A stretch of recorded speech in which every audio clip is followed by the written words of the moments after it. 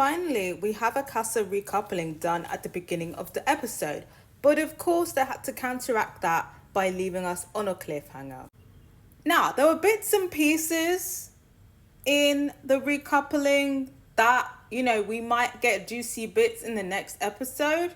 But it wasn't really like a, I'm on the edge of my seat recoupling, just because there isn't that much investment there this season, because it seems like everybody is unserious, including the strongest connections in there. So first up, we have Billy Kiss. We see her connecting with Boris, but we also see her connecting with Martin. Boris seems to be the only guy really checking for her, so I guess we have to make do. But then Martin comes in the chat. He's been talking to her here and there, but he kind of has only been focusing her. Well, we've only seen him focusing her in the last day or two. Boris got the early start. They seem to have chemistry. Martin, he's just a bit of an awkward guy. And it's just everything about him. Personality, physique-wise, fashion. It's just giving a bit awkward. I feel like he needs to tone it down in the gym, because his body is not matching his head. And it just adds to the awkwardness. His body is too juicy. It needs to de-juicify. Honestly, I feel like when he was interacting with Billy Kiss, I could see like her thinking about it, like, I don't really want to interact with this guy, but am I going to look bad? Am I going to look bad for ditching him for the white guy? Because Martin's black. Martin, he puts it on her and he's like, do you want a kiss? And I could tell she really didn't want to kiss him. So I feel like she didn't really want to reject him publicly. So she went along with it, and it was a horrible, awkward kiss. And then after that horrible, awkward kiss, he's talking about, did you like the kiss? And she's dodging the question. And ultimately, she said, I can't come kill myself for black love. And she chooses Boris. Martin takes it well. He says that he's happy for Billy Kiss. And ultimately, I think it was the right choice. Chemistry-wise. Is Boris really taking him seriously, or was he just using Billy Kiss as an opportunity to get into the villa?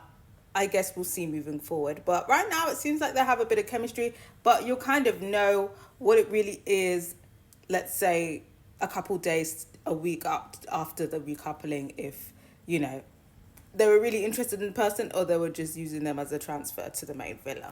Then we have Meg and Dijon. We know that they're both coming back for each other, but we know that Dijon is only coming back alone. I feel like he was always going to come back alone, but we know that he was planning to do a Madness and Casa or more, and it flopped because none of the girls wanted him, because they've seen how he's been moving, being an attention whore, leading the bombshells on, and then dropping them for Meg and insulting them while he's at it. So he comes in. Obviously, Meg's very happy that he's coming alone, but he's doing up the, like I knew he would, he's doing up the, I was in the day beds 3 days in a row. I don't know if he was on the day beds the whole time. I feel like the first night he was in bed with someone. Correct me if I'm wrong. But the only reason why he was out in the day beds for that long is literally because nobody wanted him. But he was definitely trying. He was flirting with people. And like I've been saying in the beginning, he was talking about, I had a dream that Meg told me to kiss every single girl in her, and I need the movie night ASAP so that Meg can see this. So he's coming in very smug, behaving like he was a good boy, and that was completely his choice. Like, he wasn't a good boy under duress. And even then, he was still a bit cheeky. So then it's Shakira's turn. Obviously, we know she's recoupling with Ty, and obviously she was coupled up with Ben, and he comes back in with Andrada, the girl who Dijon was trying to make the moves on, but she was smart enough to keep him at arm's length and lock him with Ben. But earlier in the episode, we saw Ben basically putting the pressure on her to be like, you know what, I'm kind of anxious to bring you back, because I don't want to bring you back and then you're trying to crack on with Dijon. Like, I don't want to be bringing you back for another guy. Like, I'm some dickhead. And of course she's saying, no, I'm not going to do that. And I feel like she probably won't, because we know what it is with Dijon. He's coming in saying, my Meg. He's not going to entertain anyone once he gets back into the house. So I feel like even if she wants to, even if they might have some sort of flirtationship afterwards, it's not going anywhere. And I think Andrada knows that. It's, like I said, her entertaining Dijon, if she comes back, would purely be for a storyline, because we know Ben isn't getting to the final. So obviously Ben comes back with Andrada, and Maya, obviously she's hosting, and she's saying, did you have any other connections in there? And she's like, yeah, I had a connection with Dijon. And Meg's like, because all the girls were already very suspicious when Dijon was like, I was on the daybed for 3 days, and everybody was like, yeah, sure. So when she's like, yeah, I had a connection with Dijon, all the girls are like, just as I thought, just as I thought. But Andrada, she kind of saves Dijon and is like, oh, it wasn't anything disrespectful, babe. We just had a few chats.